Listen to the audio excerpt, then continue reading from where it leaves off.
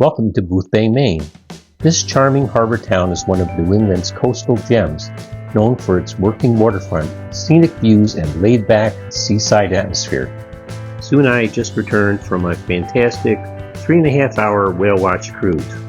It's just one of many different types of cruises you can take from Boothbay. Today's video, we're going to take a walk around town, exploring the docks, checking out the local shops and restaurants, and of course, enjoying some of the history and the classic harbor views that make Boothbay such a special place. So come along for a relaxing stroll and let's see what Boothbay has to offer. So we had our whale watch and now we're going to take a little walk around town, look for some place to eat lunch. Oh, Sue is getting a map, I think. It's a cute town. It's definitely touristy, as any popular town anywhere is. A lot of gift shops, galleries, a lot of cool places to eat. It's definitely very picturesque. And here comes Sue with information. There's a historic walking tour of the town of Boothbay. Right here. Okay, so we maybe try that after lunch? Maybe. Maybe. We did a walking tour of Providence, Rhode Island recently and posted that. We hope to go down to Boston someday and then do a Boston walking tour. It's a beautiful, perfect day, right? Perfect. This sign used to say not associated with Gimbel's department stores, but now it says they are associated with Gimbel's department stores. That's interesting. You can also stay in town if you like. The Fisherman's Wharf Inn is right in the village here. There's plenty of other inns around town here, and especially on the other side of Boothbay Harbor. Well, we're going to find some place to eat first, and then we're going to roll, right?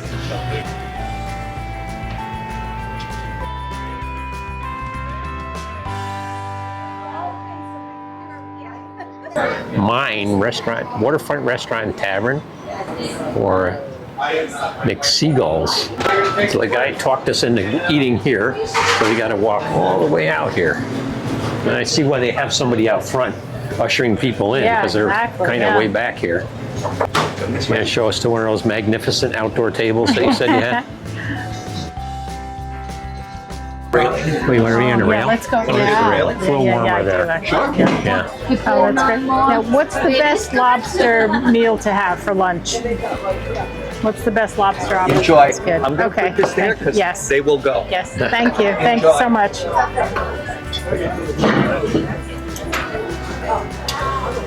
There's people boarding for the afternoon cruise, and we thought we were a little bit early. We got here about 9, but by the time we went to the bathroom, parked the car, we didn't get on the boat until 9:15. They were departing at 9:30, and all the good seats up top were already taken. So you want a seat up on top where you can see really well and have a kind of a dedicated seat, and I would suggest getting to the boat as early as you can so you can board early. So Sue picked up this little flyer near the restrooms, and it's a historic walking tour of Boothbay with a bunch of stops. So we're going to maybe try and do that. And I guess it gives you a list of the places to see, and then you can scan the QR code for more details. Is that correct? I do believe that is correct. That's There's 24 places on 24 here. stops. So we'll see how much we can see. So I think we're close to Sherman's Livery. Livery, yeah. Livery, number 6 down here. So all right, let's give it a try. A livery would have been where you would go to get your horse shoed or get a wagon fixed or rent a buggy or something, right? I think so. Yes. Reggae cruises on Sundays. Yeah. There's a Fisherman's Wharf Inn, so if you want to stay right in the village here, you can. Right on the piers. We're headed to the first stop, which is Sherman's Livery. Why can't they say it? Sherman's Livery? Livery, right? Livery. That sounds funny. Sherman's Livery. Is it livery? No, I don't think so. Livery. Sherman's Livery, which is now the main trading post and Keller's restaurant. Okay, so do you want me to read you what it says about it? Yeah, sure. Okay, so this is number 6 on our history tour here. And it says the main trading post, the barn-like building, now housing Kaler's restaurant, was built in 1908 as Sherman's Livery Stable. The small windows along the lower side of the building mark some of the 70-horse stalls. There were horses for rent, often by traveling salesmen who came to town by steamer. An elevator inside the building moved carriages and sleighs to the upper floor.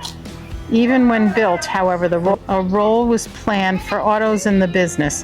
In 1915, 2 Ford touring cars and a truck were included in the firm's inventory, which was then billed as Sherman's Livery and Garage.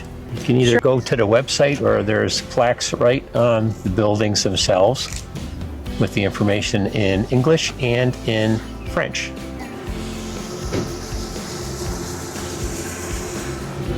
Where are we going next? We are going to number 5, which is Boothbay House. Boothbay House was the oldest among Boothbay Harbor's hotels, dating to the late 18th century. In this view, the steps lead from the spacious front porch toward Commercial Street.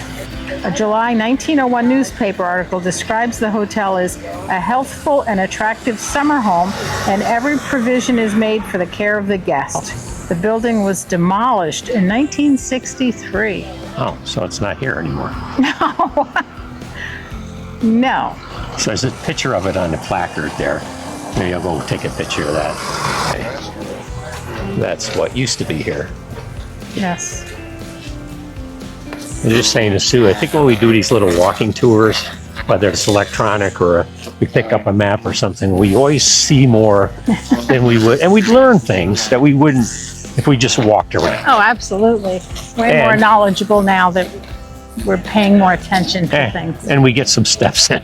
I think we walked almost over 10 miles a day. We did the Providence, Rhode Island walking tour. Yeah, and it was interesting. I enjoyed that. And I believe it is where that like little flea market is. Oh, is that the library or town hall? What is that?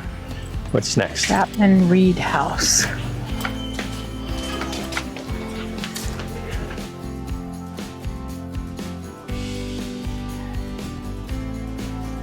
So number 3, the Chapman Reed House lawn has been a town gathering place since around 1823, and the tradition continues to this day. Individuals and groups such as the Ladies of Veterans, the Boothbay Harbor Band, and other spectators crowded the lawn at the dedication on July 11, 1923. And right now they have a little flea market going on there. This is number 4, the square where Townsend Avenue, originally Center Street, and Oak, Commercial, and McNone Streets meet, has long been a commercial hub of the town. The first photo looks up Oak Street around 1890. So some of these placards we're finding out are for things that are no longer here. Right, yes. Which may be of some interest to people if you want to do this walking tour and read about it, but I think we're going to concentrate on the ones that are still physically here. Yeah, leader of the first permanent European settlement established in 1730 in Boothbay was Samuel McCobb. His son William McCobb was an important businessman and government official for well over 50 years. Squire Williams' holdings include an inn, a store, rental properties, and approximately 200 feet of wharves. Yeah. W-H-A-R-V-S, wharves. He was also heavily involved in the shipping and fishing business. When nearly 70, he had his large double-pile 2-story bricks structure built in 1807 as a double house for his nephews Jacob Aud and Joseph McCobb, who were assuming management of his businesses. The large grassy area next to the house long served as an unofficial town common, perfect for a baseball game or leisurely picnic.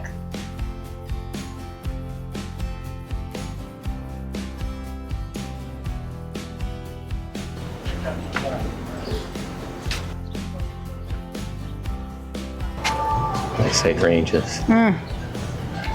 Lots of bees. Oh yeah, because this is where the ice cream was underneath here. Oh yeah.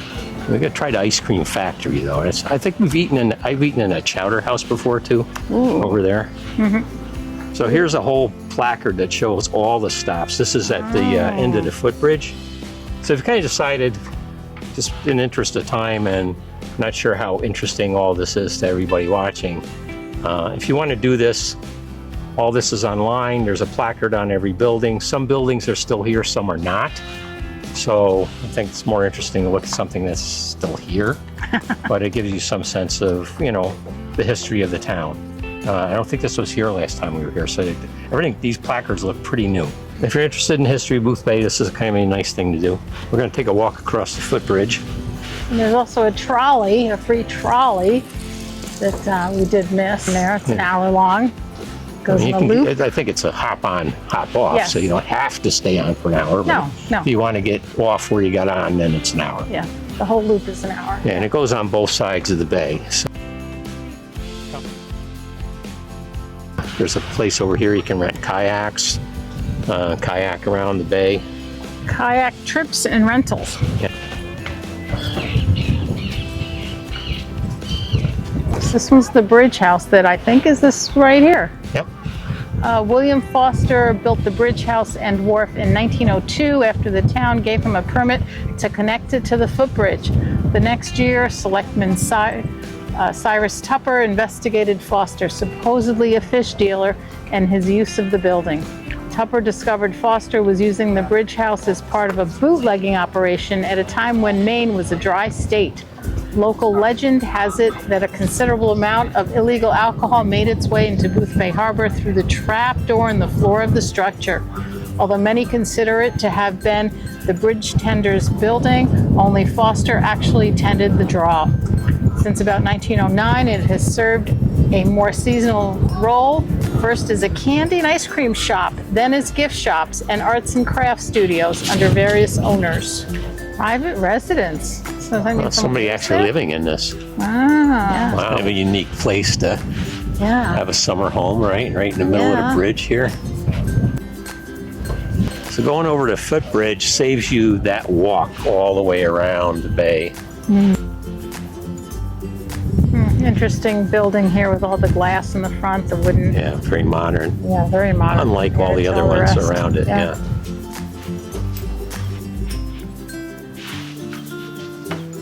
We noticed walking by this parking lot that all these parking spaces have names on them, and I just saw a sign across the way that says no parking, reserved for Squirrel Island residents only.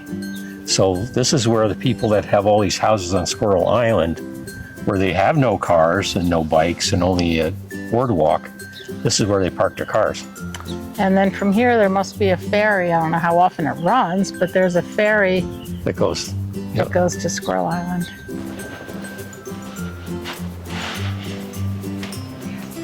Much quieter on this side.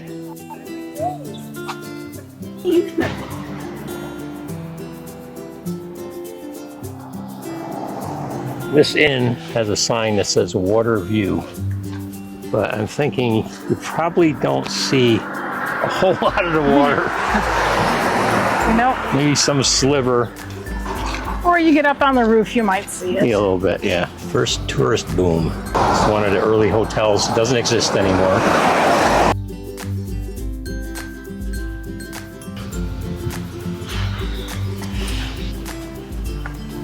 It's a church, a Catholic church in town where John F. Kennedy once visited. Our Lady Queen of Peace Catholic Church.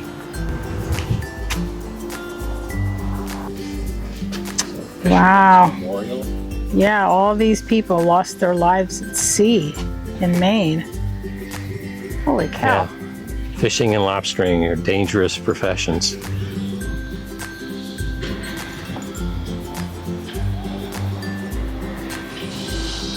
But definitely a lot fewer people on this side of the bay. A lot of people that don't make the effort to walk over here. And there's not a lot of shops and restaurants here, so I can kind of see that and understand. But it's nice to see, you know, some of the real workings, right? And not just the tourist spot.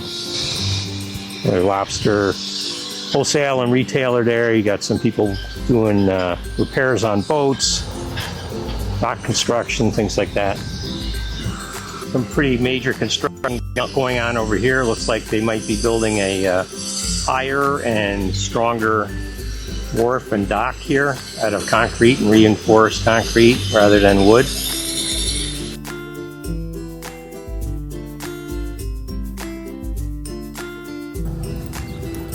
To the left of the footbridge, there is a parking lot where you can pay at a kiosk. It's $2 an hour, maximum 24 hours. We got here at 9. We're leaving at probably around 4. So we're here 7 hours. We would have paid $14. Instead, we paid $40 cash when we parked in the parking lot right next to the cruise pier. So a little more convenient, but we paid an extra $26 to park when we could have come here and walked a little ways. We're going to check out the ice cream factory.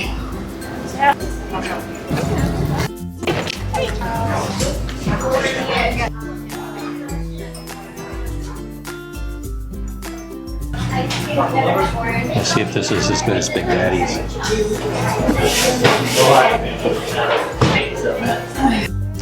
If you enjoyed this video, check out some of the other videos on our channel, including our main playlist. Like, comment, and subscribe so you don't miss any future content.